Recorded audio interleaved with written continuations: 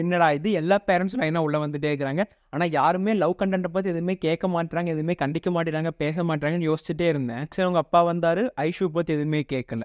மணி அவங்க அம்மா வந்தாங்க, ரவீனா பற்றி எதுவுமே கேட்கல. இப்படியே போச்சுன்னா எதுவுமே பிரச்சனையே ஆகாதுல, ரொம்பவே போர் அடிக்குன்னு நினைக்கும் போது தான் வந்தாங்க 2 பேர். இந்த வந்துட்டானுங்கல்ல, என் செல்ல வந்துட்டானுங்கல்ல. வாங்கடா வாங்கடா வாங்கடா வாங்கடா வாங்கடா.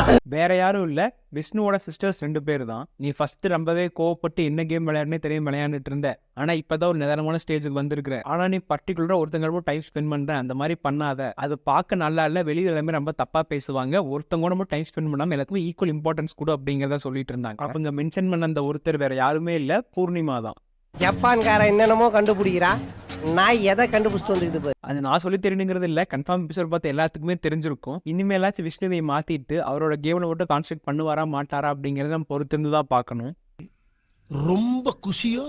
அண்ட் இன்னைக்கான ப்ரோமோ பார்க்கும்போது தெரிஞ்சு ரவீனா அவங்க வீட்டிலேருந்து வந்து ரவீனாவை வாட்டி எடுத்துருக்காங்க. அது சரி, எந்த பிக் பாஸ் ப்ரோமோ தான் உண்மையாக இருந்திருக்கு.